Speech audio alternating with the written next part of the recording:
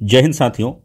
70वीं BPSC को लेकर के कल पटना में जो आंदोलन का आह्वान किया गया है, इसके बारे में चंद बातें आप लोगों से करना चाहता हूं। तो बिना किसी भूमिका के, बिना समय गंवाए सीधे मुद्दे पर आते हैं कि दरअसल क्या आप लोगों को करना चाहिए और बीपीएससी कितना बड़ा झूठ बोल रहा है।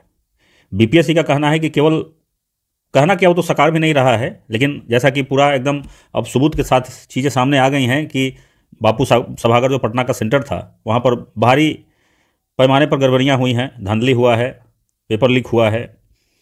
तो बीपीएससी कह रहा है कि एक सेंटर पर ऐसा हुआ है, हमने उसको कैंसिल कर दिया। बापू सभागार वाले सेंटर का जो एग्ज़ाम है उसको कैंसिल कर दिया गया। लेकिन आपको इस गणित को समझना पड़ेगा कि बापू सभागार जो पटना का सेंटर था वो केवल एक सेंटर नहीं है।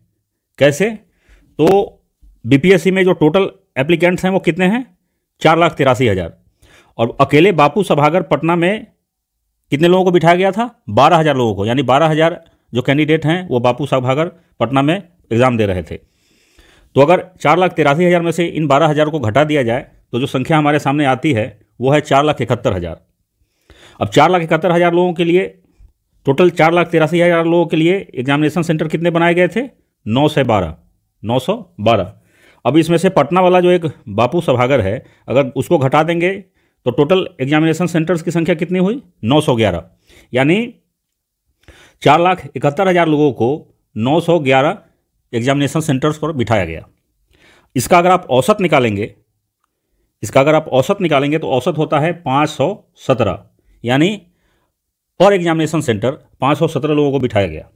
अब इस 517 के हिसाब से आप देख लीजिए कि एक सेंटर पर अगर एवरेज है 517, तो बापू सभागार पटना में अकेले 12,000 लोगों को बिठाया गया। यानी अगर 12,000 लोगों को 517 के हिसाब से बिठाया जाए तो कितने एग्जामिनेशन सेंटर्स की ज़रूरत पड़ेगी? लगभग 23 एग्जामिनेशन सेंटर्स की ज़रूरत पड़ेगी।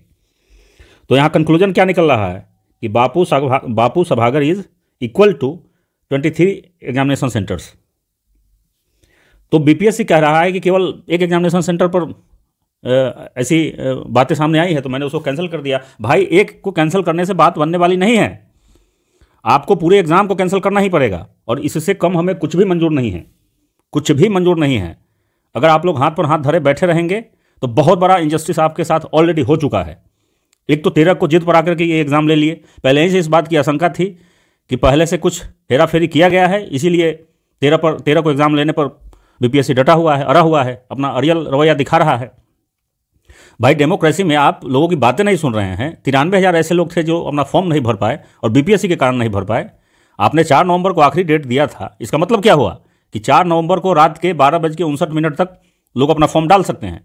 लेकिन 2-3 दिन पहले ही से आपका वेबसाइट काम करना बंद कर दिया था। शुरू में आप लोग जो 15 दिन एडिट का ऑप्शन नहीं दिए, चिल्ला करके एक ही बात हम लोग हर वीडियो में बोल रहे हैं, क्योंकि यही बात बोलने लायक है ही तो हर वीडियो में बोलेंगे भाई। तो इन सब कारणों से लोग एग्जाम डेट को एक्सटेंड करवाने की मांग कर रहे थे। और 15 दिन जो आपने उहापोह की स्थिति बनवा दी नॉर्मलाइजेशन को लेकर के और बाकी अन्य चीज़ों को लेकर के, तो लोगों की तैयारी बिल्कुल शिथिल हो गई। लोगों के दिमाग में हो गया कि नहीं, एग्जाम का डेट आगे टलेगा और लास्ट का जो समय होता है वो बहुत क्रूशियल होता है। लोगों की तैयारी खराब हो गई। फिर भी आपने 13 को ही एग्जाम ले लिया। और अब जो गड़बड़ी की बात सामने आ रही है, लोगों का खून खौल रहा है। चेयरमैन साहब, आप बिहार की धरती को नहीं समझते हैं शायद, भले ही आपने सेवा दी है यहाँ, लेकिन आप नहीं समझ पा रहे हैं कितना बड़ा ये आंदोलन का रूप धारण कर लेगा। आप इसका अंदाज़ा नहीं लगा सकते हैं। शायद 6 दिसंबर को जो आंदोलन हुआ था उसको भी आप बहुत हल्के में लिए होंगे, लेकिन 6 दिसंबर को कितना बड़ा आंदोलन हुआ पटना और दिल्ली में, वो पूरी दुनिया ने देखा। और उसके बाद आनंद फानन में आपको एक प्रेस नोट जारी करना पड़ा, जिसमें उस प्रेस नोट में भी आप झूठ बोल गए कि ये भ्रम फैलाया जा रहा है कि नॉर्मलाइजेशन होगा। हमने कब कहा? अरे भैया, तो जब 6 दिसंबर को बड़ा बवाल हो गया उसके बाद ये प्रेस नोट आपने क्यों जारी किया? आंदोलन की भूमिका तो, माहौल तो 2-3 दिन पहले से बन रहा था ना, तभी आप ये जारी कर देते। लेकिन आपको लगा कि यार ये लोग क्या कर पाएंगे, कुछ नहीं होगा, आएंगे 100-200 बच्चे लाठियां मार के भगा देंगे। लेकिन जब लोग चढ़ गए बीपीएससी के ऊपर और अपना दमखम दिखाए, तब आयोग साहब को बैकफुट पर आना पड़ा। फिर भी अपनी गलती को नहीं स्वीकार कर पाए, बोल रहे हैं कि ये भ्रम फैलाया जा रहा है। तो चेयरमैन साहब, बिहार की धरती है, वीर कुंवर सिंह की धरती है, वीर कुंवर सिंह की छाती है हम लोग। हमारे जो रगों में दौड़ रहा है वो वीर कुंवर सिंह का खून है। आप हल्के में मत लीजिए। कितना बड़ा आंदोलन हो जाएगा आप समझ नहीं सकते हैं। डेमोक्रेसी में जमहूरियत से ऊपर कुछ नहीं है, कोई संवैधानिक संस्था जनता से ऊपर नहीं है। संविधान भी जनता के वेलफेयर के लिए है। अगर जनता के वेलफेयर में संविधान का कोई प्रोविजन, कोई आर्टिकल आ रहे आता है तो उसको भी हटा दिया जाता है, डिलीट कर दिया जाता है या अमेंड कर दिया जाता है। तो आप अपने आप को ये ना समझे कि मैं संवैधानिक संस्था का बॉस हूँ, आपसे पहले भी कोई था और आपके बाद भी कोई आएगा। तुमसे पहले वो जो एक शख्स यहाँ तक थे नसी था, तुमसे पहले वो जो एक शख्स यहाँ तक थे नसी था, उसको भी अपने खुदा होने पे इतना ही यकीन था। तो ये किसी की बपौती नहीं है कुर्सी। आज आप हैं, फिर कोई और आएगा। कुछ ऐसा कर जाइए कि लोग याद रखें, जैसे आज भी अतुल प्रसाद को लोग याद कर रहे हैं और आगे आने वाली पीढ़ियां भी अतुल प्रसाद को याद करेंगी। उन्होंने ऐसा बीपीएससी में काम किया है, तमाम तरीके के सुधार किया बीपीएससी में उन्होंने, और इतने डेमोक्रेटिक आदमी थे कि बच्चे जो भी मांग करते थे उस पर वो विचार करते थे, उसको कंसीडर करते थे और उसको स्वीकार भी कर लेते थे। बराबर प्रेस नोट जारी करके, विज्ञप्ति जारी करके, मीडिया को ब्रीफ करके इन्फॉर्मेशन शेयर किया जाता था एस्पिरेंट्स के साथ, और इसके बावजूद वे अपने ट्विटर हैंडल से ट्वीट भी करते थे। आप तो कोई इन्फॉर्मेशन ही बाहर नहीं आने देते हैं चेयरमैन साहब। आप पर घोटाले के आरोप लगे हुए हैं, आपके दामन दागदार हैं। भले ही कोर्ट क्या करेगा, हो सकता है आप बाद में बरी हो जाए, लेकिन अभी तो आपके ऊपर आरोप लगा है ना करोड़ों रुपए गबन करने का। महादलित विकास निगम में जब आप थे उस समय आपने करोड़ों का घोटाला किया है। ये एफआईआर है, हम नहीं कर रहे हैं। आईपीसी के अनेक धाराओं में आपके ऊपर अभियोग दर्ज है।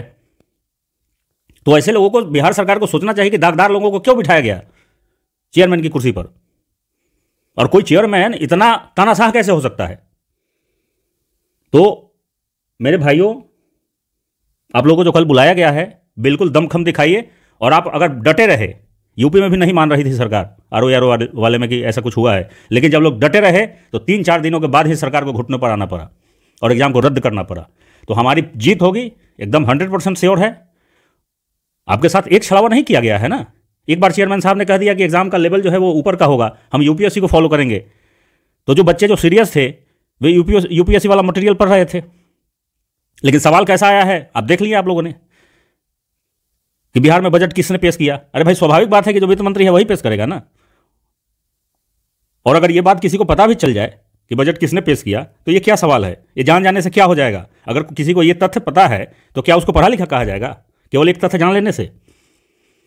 हम लोग एक बच्चा में जब बच्चे थे छोटे छोटे तब एक कहानी सुना करते थे, कहावत कहिए, कि किसी तोता को रटा दिया गया था कि शिकारी आएगा, दाना डालेगा, जाल बिछाएगा, मगर जाल में फंसना मत। और तोता इसी लाइन को रट रहा था और जाल में फंस भी गया। ऐसा इसलिए हुआ कि तोता उस लाइन को रट लिया था, लेकिन उसका मर्म क्या है, उसका निहितार्थ क्या है, वो नहीं समझ पाया। तो आप जो क्वेश्चन पूछ रहे हैं चपरासी लेवल का, आप बीपीएससी की प्रतिष्ठा को धूमिल कर रहे हैं। अतुल प्रसाद सर के समय में कितने अच्छे क्वेश्चन आ रहे थे, स्टेटमेंट वाले क्वेश्चन थे, डीप अंडरस्टैंडिंग की डिमांड करने वाले क्वेश्चन थे। आप तो रेलवे से भी नीचे चले गए। रेलवे ग्रुप डी का जो एग्जाम होता है उसका लेवल भी बीपीएससी के लेवल से ऊपर है। अरे भाई, कमीशन का एग्जाम आप ले रहे हैं ना, आपको कैसे कैसे लोग चाहिए। तो आप तो कुछ कोचिंग माफियाओं के इशारे पर ऐसा कर रहे हैं, क्योंकि ग्रुप डी लेवल का एग्जाम, ग्रुप डी लेवल के एग्जाम का क्वेश्चन पूछेंगे तो फिर उनके कोचिंग से बच्चे ज़्यादा सेलेक्ट होंगे, फिर उनकी कोचिंग की वाहवाही होगी, उनका कोचिंग ज़्यादा चलेगा, फिर वहाँ से कुछ प्रसाद मिल जाएगा आपको भी। तो आप बीपीएससी की प्रतिष्ठा को धूमिल कर रहे हैं, बिहार की प्रतिष्ठा को धूमिल कर रहे हैं। आप नीतीश कुमार जी की जो साफ सुथरी छवि है उस पर भी उसको भी आप दागदार कर रहे हैं, उनके दामन पर भी आप दाग लगा रहे हैं। क्योंकि आप जो सब कर रहे हैं और कुछ जो और भी नेता आपसे मिले हुए हैं वो इस बात को मुख्यमंत्री जी तक नहीं पहुंचने दे रहे हैं। नहीं तो मुख्यमंत्री जी इतने डेमोक्रेटिक आदमी हैं, महिलाओं के लिए वो हमेशा खड़े रहे हैं बिहार में, महिला विकास के लिए। और आपने क्या किया भाई, महिलाएं, हमारी बहनें, बेटियां जो हैं वो मांग करती रही, गिड़गिड़ाती रहीं कि एग्जाम डेट को एक्सटेंड कर दीजिए। और जब आप नहीं सुने, जब लोगों ने आंदोलन किया तो आपने उनके ऊपर भी लाठियां चलवाई। पटना में लड़कियों को मारा गया, मेल पुलिस वाले ने लड़कियों को मारा और खून निकाल दिया मार के। एग्जामिनेशन के नाम पर आप लोगों से बिहार भ्रमण करवा रहे थे। पश्चिमी चंपारण, पूर्वी चंपारण के लोगों को आप भेज रहे थे औरंगाबाद, कटिहार भेज रहे थे, और औरंगाबाद के आदमी को आप भेज रहे थे पश्चिमी चंपारण। ये बिहार भ्रमण करवा रहे थे क्या आप?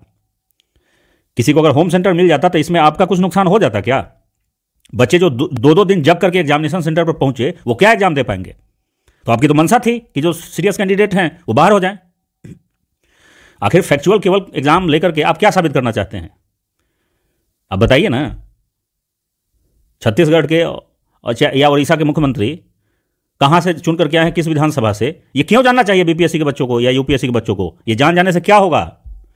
आप वैसा क्वेश्चन पूछिए ना जिसमें उनकी एनालिटिकल पावर का पता चले, उनकी डीप अंडरस्टैंडिंग निकल के बाहर आए। आपको अधिकारी बनाना है ना लोगों को, जिसमें सोचने समझने की क्षमता हो। तो इससे तो प्रशासनिक गुणवत्ता को आप धूमिल कर रहे हैं, धूल धूसरित कर रहे हैं आप। जो लोग सेलेक्ट होंगे, ऐसे ही ना ग्रुप डी की तैयारी करने वाले लोग पीटी में पास करेंगे और फिर वैसे ही लोगों से उनका मेंस में कंपटीशन होगा, तो फिर वैसे ही लोग फाइनली सेलेक्ट होंगे। वो लोग क्या प्रशासन को सही तरीके से चला पाएंगे, हैंडल कर पाएंगे? तो जो सीरियस लोग हैं तो बाहर हो जा रहे हैं। तो 2-3 मांगों को लेकर के कि एग्जाम, अब तो कुछ नहीं, अब तो कोई, हमारी बस एक ही मांग है कि एग्जाम को कैंसिल करिए, इससे कम कुछ भी मंजूर नहीं है। और एक एक लोग कल पटना में पहुंचिए, पटना में इतनी भीड़ लगा दीजिए कि नीतीश कुमार जी तक ये बात पहुंचे कि आखिर चल क्या रहा है। और आपके बदले कोई और नहीं करेगा। आप सोचेंगे कि कोई और कर देगा आपके बदले, तो नहीं। एक एक लोग जब खड़े होते हैं तभी कतार लंबी होती है। किसी शायर ने लिखा है कि रंगे महफिल चाहता है एक मुकम्मल इनकलाब, रंगे महफिल चाहता है एक मुकम्मल इनकलाब, चंद समाओं के भड़कने से शहर होती नहीं। तो चंद समाओं के भड़कने से, चंद दिए अगर जल जाएं तो उससे प्रकाश नहीं फैलता है। प्रकाश फैलाने के लिए बहुत दिए जलाने पड़ते हैं। तो कल पटना की सड़कों पर आप लोग उतरिए, एकदम शांतिपूर्ण तरीके से, डेमोक्रेटिक तरीके से अपनी बात रखनी है। और देखिए, आप पुलिस से कभी डरिएगा मत। जब आप सही रहेंगे ना, क्या हुआ, दिलीप जी को जेल भेज दिया गया, पुलिस ने उन पर क्या क्या FIR कर दिया, कौन कौन सी दुनिया भर की धाराओं में, उससे क्या हुआ? जज साहब के सामने वो टिक नहीं पाया, 2 दिन के बाद बाहर आ गए। इसलिए बड़े बड़े लोग गए हैं जेल, नेहरू गए हैं जेल, गांधी गए हैं जेल, भाई बड़े बड़े लोग जेल गए हैं। ये बात आप लोगों को समझाने की जरूरत नहीं, सब आप हिस्ट्री पढ़े हैं। हजारों ऐसे लिस्ट हैं और हजारों ऐसे नाम हैं गिनाए जा सकते उंगलियों पर। तो जेल जाना गुनाह नहीं है और शर्मिंदगी की बात नहीं है। आप क्या करके जेल जाते हैं, ये बड़ी बात होती है। आप अच्छे काम करके अगर जेल जा रहे हैं तो जेल से निकलने के बाद कितने लोग हीरो बन चुके हैं, आपको भी पता है, हमको भी पता है। आज हमारे सामने जितने भी लीडर्स हैं, वो चाहे बिहार के हों या किसी और राज्य के हो, वो सभी जेल जाने के कारण ही नेता बने हैं। तो आप लोग बिल्कुल भी, और आपको जेल जाने की नौबत ही नहीं आएगी। आप शांतिपूर्वक धरना प्रदर्शन कर रहे हैं, आपको पुलिस अगर टच करेगी तो पूरी मीडिया आपके लिए खड़ी पड़ी है। आपको इस बात का अंदाजा होना चाहिए। मीडिया चाह रही है कि आप कुछ ऐसा करो तब ना वो दिखाए। मीडिया पूरी आपके साथ खड़ी है। आप कुछ करो तो ग्राउंड पर सही। आप करोगे, पूरे मीडिया के कैमरे आपको कवर करने के लिए वहां तैयार हैं। किसी की मजाल है कोई माइक लाल जो आपको टच कर दे? शांतिपूर्ण धरना प्रदर्शन करने वाले छात्रों पर, एक तो आप छात्र हैं, तो भारी से भारी संख्या में पहुंचिए पटना में, शांतिपूर्ण तरीके से अपनी बात रखिए। आपकी संख्या इतनी होनी चाहिए कि चारों तरफ लोग ही लोग दिखाई दें, और तब इस अहंकारी चेयरमैन को पता चलेगा कि बिहार की धरती है, यहाँ के लोग अलग मिट्टी के बने हैं।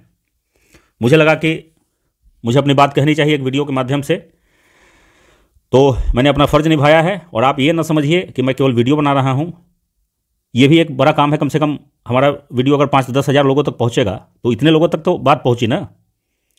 और मैं भी आऊँगा आंदोलन में। आप लोग भले ही मुझे ना पहचान पाएंगे, लेकिन आंदोलन में मैं भी रहूँगा आपके साथ। इसलिए आप निश्चिंत रहिए। मैं अपने साथ अपने दोस्तों को भी लेकर के आऊँगा, लेकिन आप लोग भी आइए। इसलिए क्योंकि देखिए, किसी शायर ने भी कहा है कि उसूलों पर जो आँच आए तो टकराना जरूरी है। उसूलों पर जो आँच आए तो टकराना जरूरी है। अगर जिंदा हो तो फिर जिंदा नजर आना जरूरी है। अब इससे ज़्यादा मैं क्या कहूँ, आप लोग खुद समझदार हैं। इस वीडियो में इतना ही। जय हिंद।